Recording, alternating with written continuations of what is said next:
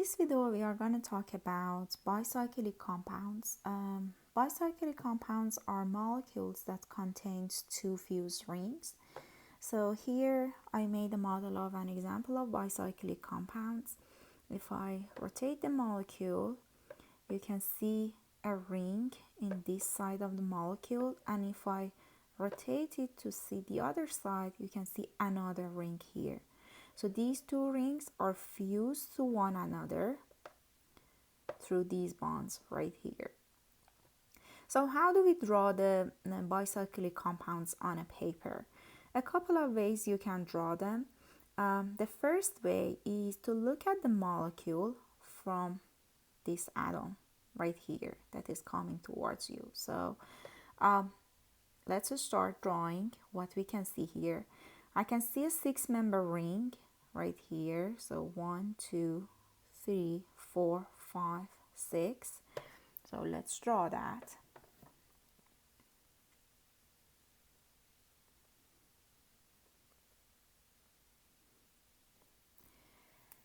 And then I can see these bonds are coming towards me. This atom is coming towards me.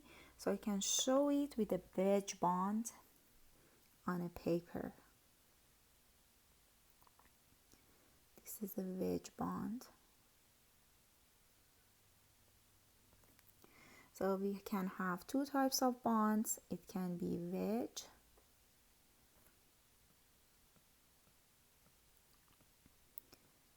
That means the atom or the bond is coming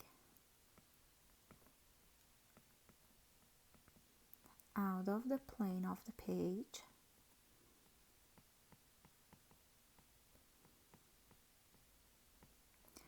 And we can also have dash bond,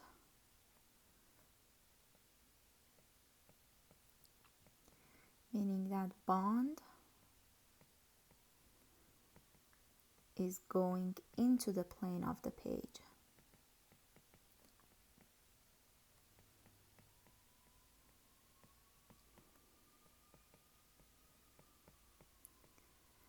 Alright, so this is the first way that you can draw a bicyclic compound. We also have a more common way. So instead of looking at the molecule from this side, what you can do, you can just put the molecule sidewise and look through the molecule from this side and draw the structure. So let's draw that together.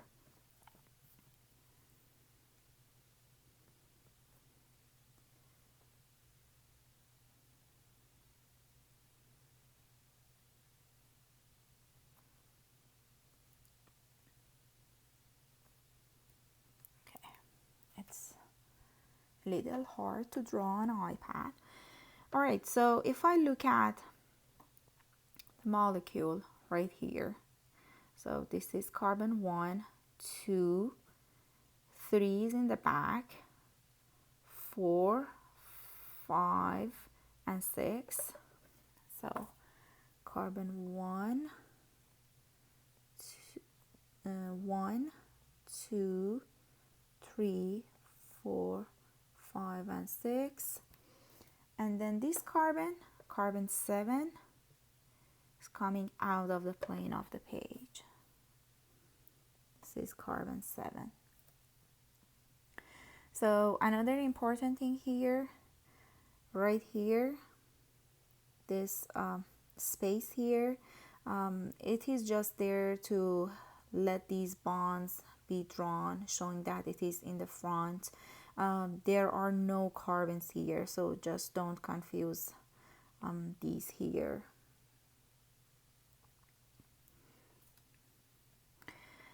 Okay, so this is how we draw a bicyclic compound. A good news about that is you don't need to know the nomenclature for bicyclic compounds. You just need to recognize their structures and be able to draw them on a piece of paper. Constitutional isomers. So we talked about constitutional isomers before, so it's not a new concept. We know the definition: molecules that have the same molecular formula but different bond connectivity, they are constitutional isomers. Now we want to try to draw constitutional isomers for specific molecular formula. We have an example here. C5H12 is our molecular formula, and we want to try to draw its constitutional isomers. So one way to draw the first isomer is to connect all the carbons linearly to each other. So 5 carbons. If you count the number of hydrogens, they are also 12. To draw the second isomer, what you can do, you can take this carbon and connect it here. So that gives me this structure. To draw the second one, you can take these 2 carbons and connect them here.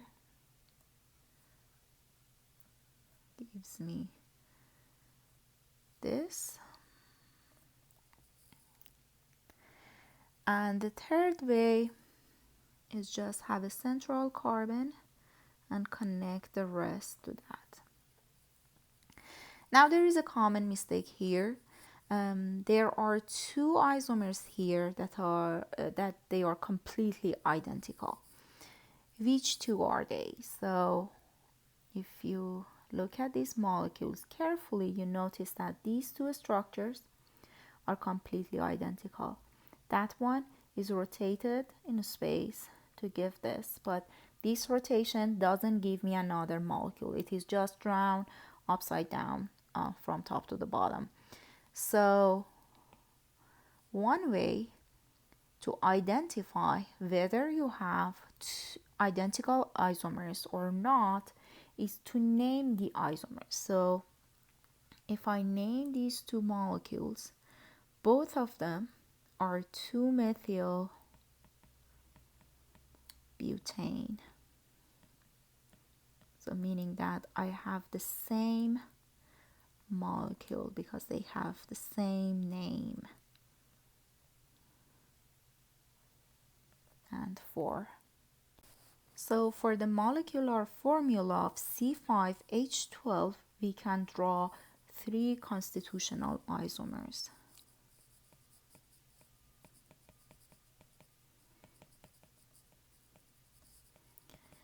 The higher the number of carbon in the molecular formula, you'll be able to draw more constitutional isomers. So keep that in mind and use the examples in your book and practice to draw different constitutional isomers for different molecular formulas. Previously we talked about free rotation, about carbon-carbon single bond. This rotation allows the molecule to adopt different shapes in 3D space, and we call them conformations. So I would like to emphasize here that we are looking at a single molecule, only one molecule and its conformation. So while we are drawing 2 conformations, we are not looking at 2 different molecules. They are different forms of the single molecule in 3D space. And to draw the conformations and to compare their relative stability, we need to learn how to draw the Newman projection for that molecule. As I mentioned, rotation around a single bond forms different conformations of a single molecule. To show that conformation, we have 3 ways. We can draw that conformation in the wedge and dash, in the sawhorse format, or Newman projection. So this is the model for ethane molecule. I made that as an example here. So if you look at this hydrogen, carbon, this carbon, and this hydrogen, if you imagine there is a plane that passing through these 4 atoms, these 4 atoms are basically on that plane.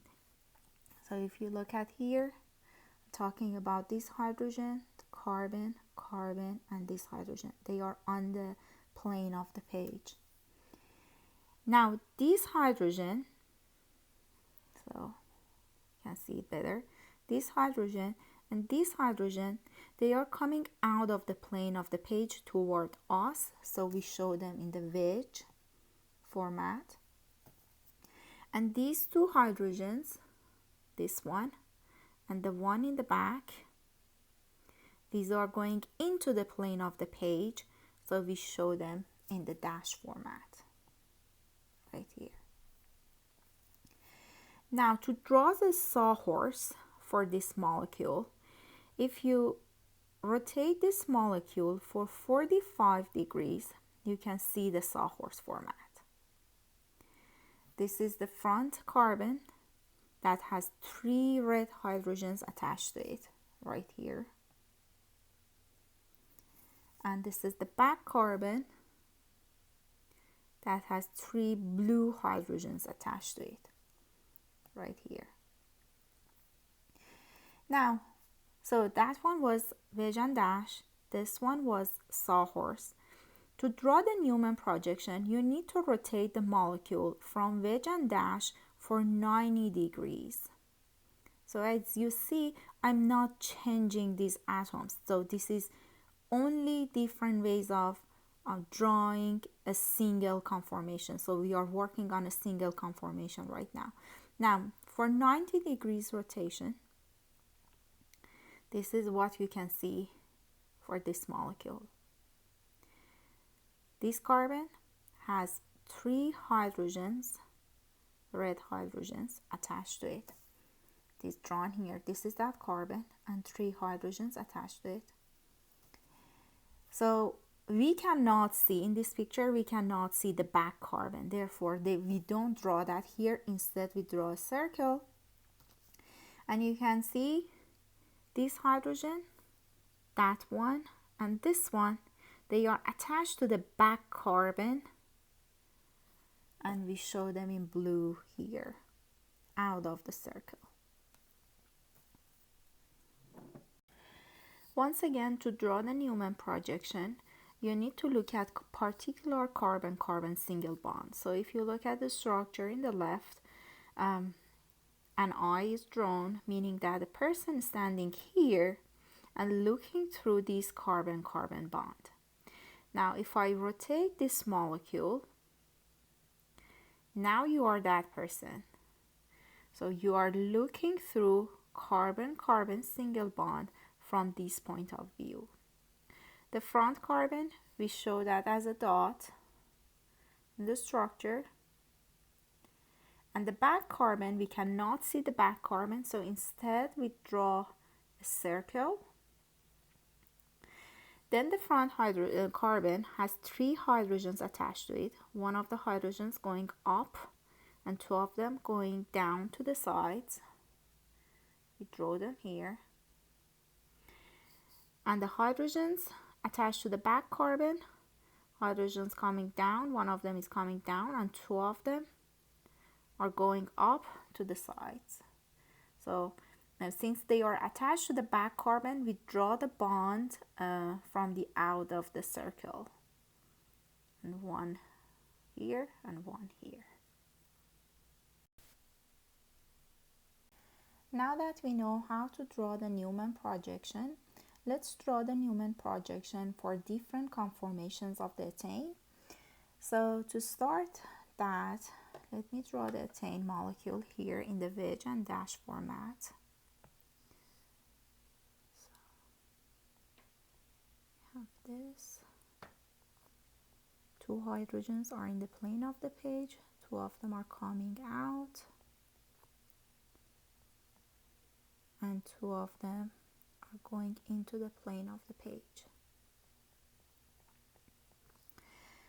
Now I would like to number these carbons 1 and 2, and we are standing here looking through the carbon 1 and carbon 2 bond from this side.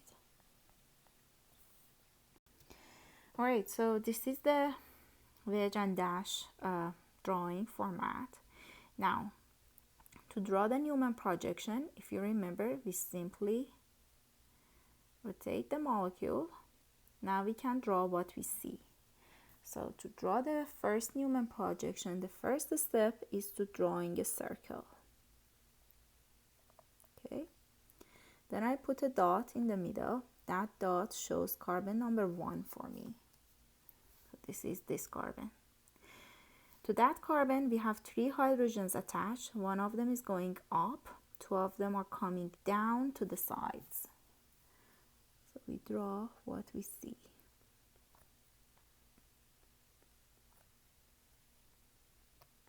Okay. Now, we don't show the back carbon, but we need to show the groups attached to it. So 3 hydrogens attached to the back carbon, 1 of them coming down and 2 of them going up to the sides. To show that they are attached to the back carbon, we draw them out of the circle. Okay. So this Newman projection, this conformation that we have, basically these groups are far from each other. We call that staggered conformation.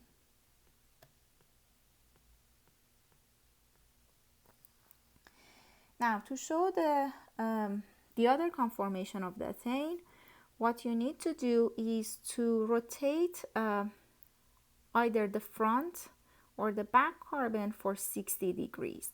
So I prefer to keep the front one stationary and rotate the back carbon. So as you can see, this is what happens with the rotation.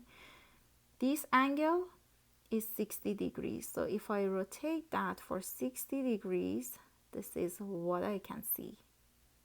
Now let's draw what we see here.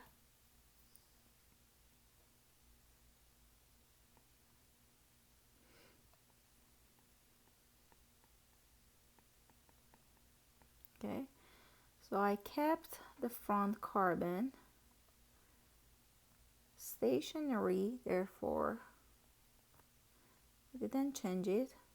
This is again carbon number 1 and number 1. So to show the hydrogens attached to the back carbon, I can see one hydrogen here which is kind of covering with the front hydrogen. So I draw what I see here. Okay, this is right here, and right here. Okay, this conformation, that these groups on these 2 carbons are basically covering one another, we call that the structure eclipsed. So this is a eclipsed conformation for the Etnane, and we have a staggered conformation for the Etnane. So there is an energy diagram that gives you different conformation based, the energy of the different conformation based on the dihedral angle. So basically the angle between the group attached to the back carbon and the group attached to the front carbon, we call that angle dihedral angle. So in this situation, the dihedral angle is 60. If I rotate that, the dihedral angle now is 0. So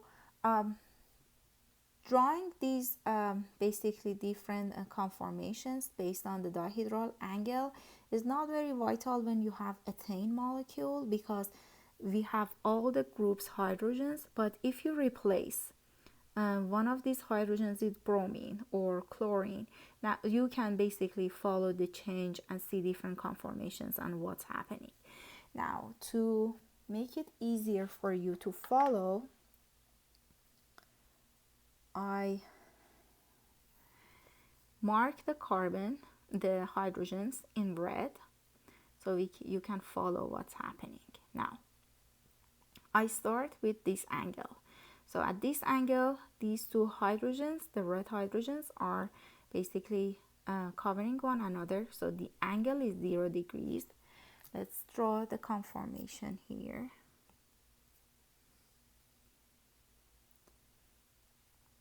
This is conformation.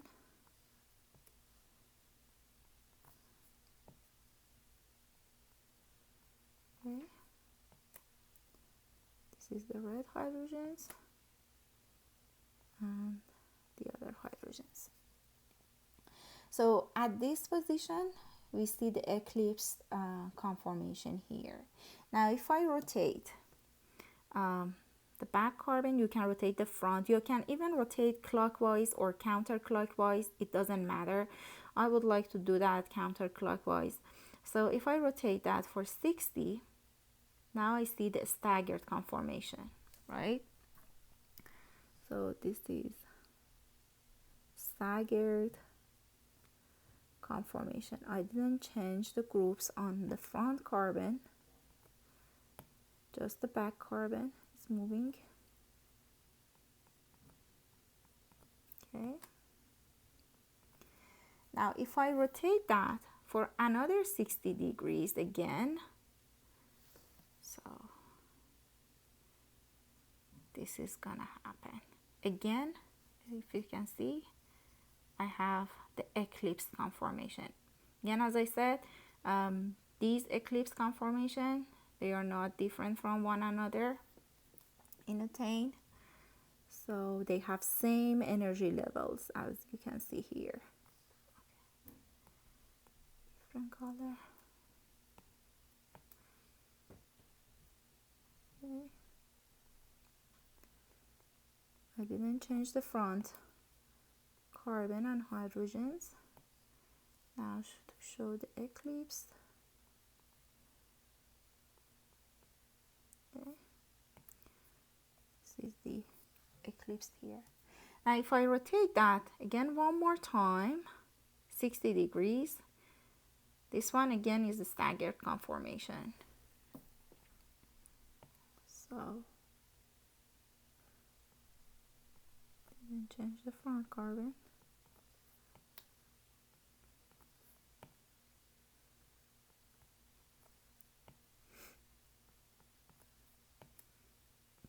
Alright, so you can keep rotating until you get to your start point. Now, as you can see in the energy diagram, the staggered conformation is more stable than the eclipse conformation, and the energy difference between them is 12 kilojoules per mole.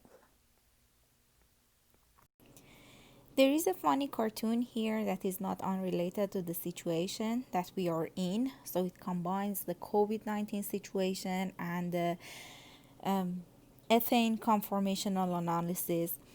So it shows the energy difference between the staggered and eclipsed.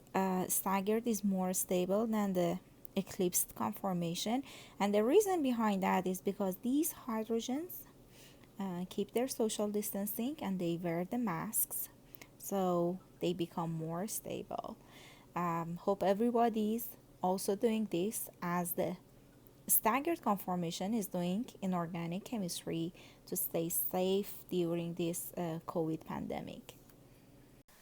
This slide is the summary of what we talked about the stability of the conformations. So you can also see the definition of dihedral angle here, which is the angle between atoms on adjacent carbons. And right now in this structure, the dihedral angle is 60 degrees. So the staggered conformation is more stable, lower in energy than the eclipse conformation. Basically, if you look at the eclipse, these hydrogens are kind of on top of each other. However, in staggered, they are out of the ray. So that makes the staggered to be more stable, lower in energy, 12 kilojoule per mole, lower in energy than the eclipse. Where does that 12 kilojoule per mole energy come from? So if you look at the eclipse conformation, these hydrogens are kind of on top of each other, also these and also these. And that caused the electron pair repulsion between these eclipsing bonds. So when you have two hydrogens eclipsing one another, that costs 4 kilojoule per mole energy. We have three pairs of them, so overall cost would be 12 kilojoule per mole, meaning that anytime that the staggered conformation want to convert to eclipse conformation, it costs it 12 kilojoule per mole energy to do so.